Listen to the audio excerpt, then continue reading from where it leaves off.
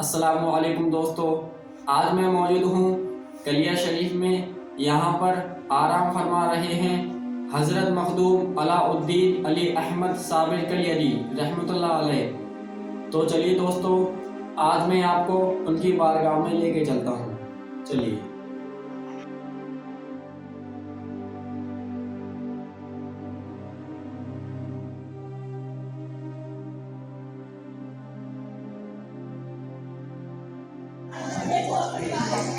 तो दोस्तों, मैं इस वक्त मौजूद हूँ साउथ पार्क की बारगाह में, पीटी साउथ पार्क का नूरानी गुंबद। आज मैं यहाँ पर पहली बार हाजिर हुआ हूँ। आज मेरी यहाँ पर पहली हाजिरी है। तो चलिए दरगाह शरीफ के अंदर चलते हैं, मुकम्मल दरगाह शरीफ की ज़ियारत करते हैं और साबिर पाक के बारे में आपको कुछ ख़ास बातें बताते हैं। तो दोस्तों, साबिर पाक की विलादत यानी पैदाइश अफ़ग़ानिस्तान के शहर हरात में 1196 ईस्वी में हुई थी और आपका पूरा नाम हज़रत मखदूम अलाउद्दीन अली अहमद साबिर कलियरी रहमतुल्लाह अलैह है। और साबिर पाक की टोटल उम्र शरीफ 95 साल की हुई थी। आपके वालिद का नाम सैयद अब्दुल रहीम है और आप हुज़ूर गौस पाक की औलाद में से हैं। और आपकी वालिदा का नाम हज़रत हाजिरा है। साबिर पाक की विलादत से पहले आपकी वालिदा हज़रत हाजिरा ने अपने ख्वाब में हुज़ूर सल्लल्लाहु तआला अलैहि वसल्लम का दीदार किया। फिर कुछ दिन बाद हज़रत अली शेर खुदा का दीदार किया। फिर जब साबिर पाक की विलादत हुई, उसी निस्बत से आपका नाम मौला अली के नाम की निस्बत से अली और नबी सल्लल्लाहु तआला अलैहि वसल्लम की निस्बत से अहमद रख दिया। और आपकी वालिदा आपको अली अहमद कहकर पुकारा करती थीं और आपके वालिद आपको अलाउद्दीन कहकर पुकारा करते थे। जब साबिर पाक की उम्र शरीफ 5 साल की हुई तो आपके वालिद हज़रत सैयद अब्दुल रहीम रज़ियल्लाहु तआला अन्हु का विसाल हो गया। वालिद साहब के विसाल के बाद आपकी वालिदा आपको लेकर बगदाद शरीफ चली गईं, क्योंकि आपके तमाम रिश्तेदार वहीं पर रहते थे। फिर जब साबिर पाक की उम्र 8 या 9 साल की हुई तो साबिर पाक की वालिदा आपको लेकर मौजूदा पाकिस्तान के शहर पाकपतन आ गईं, क्योंकि यहाँ पर आपके छोटे भाई और साबिर पाक के मामू हज़रत बाबा फ़रीदुद्दीन गंज शकर रहमतुल्लाह अलैह रहा करते थे। हाँ दोस्तों, साबिर पाक की वालिदा बाबा फ़रीदुद्दीन गंज शकर रहमतुल्लाह अलैह की बड़ी बहन हैं और सगी बहन हैं। और इस रिश्ते से बाबा फ़रीदुद्दीन गंज शकर रहमतुल्लाह अलैह जो हैं साबिर पाक के मामू हैं।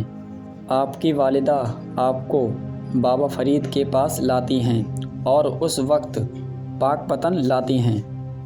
और उस वक्त पाकपतन में बाबा फ़रीद का एक बहुत बड़ा मदरसा और खानकाह कायम हो चुकी थी।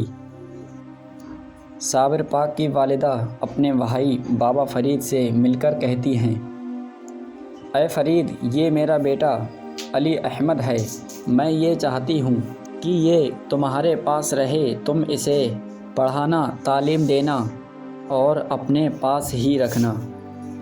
ये सुनकर बाबा फ़रीद ने फरमाया, ऐ मेरी बड़ी बहन, सिर्फ़ अली अहमद ही नहीं बल्कि आप भी मेरे साथ ठहर जाओ, मैं आप दोनों का ख्याल रखूँगा।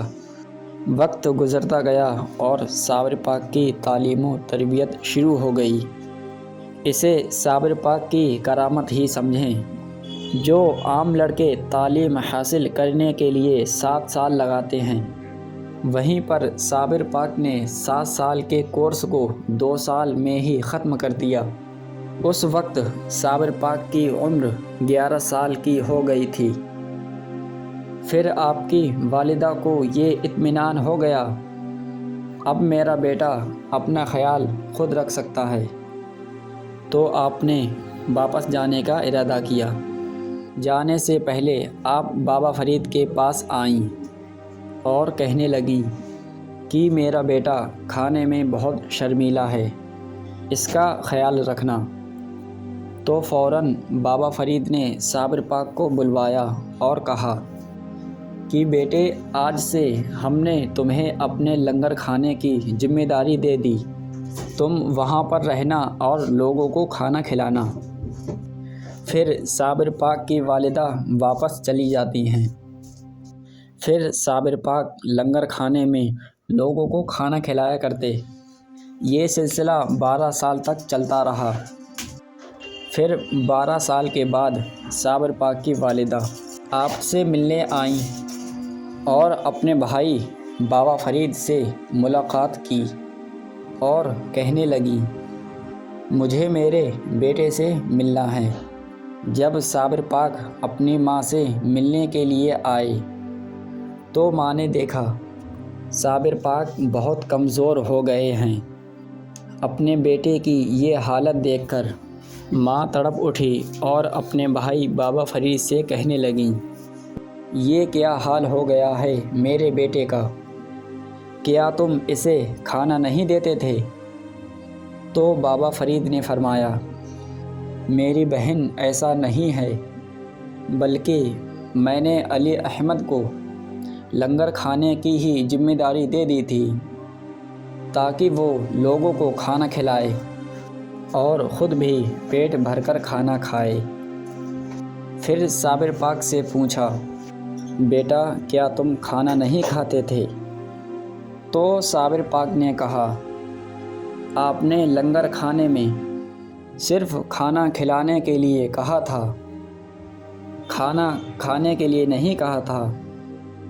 تو یہ سن کر بابا فرید نے فرمایا، اے علی احمد، تم صابر ہو، یعنی صبر کرنے والے ہو، اور بابا فرید کے صابر لقب عطا کرنے سے آپ کا یہ لقب اتنا مشہور ہوا کہ پوری دنیا میں آپ کا اصل نام علی احمد یا علاء الدین نام سے کم جانتے ہیں، بلکہ صابر پاک کے نام سے ہی لوگ آپ کو جانتے اور پہچانتے ہیں۔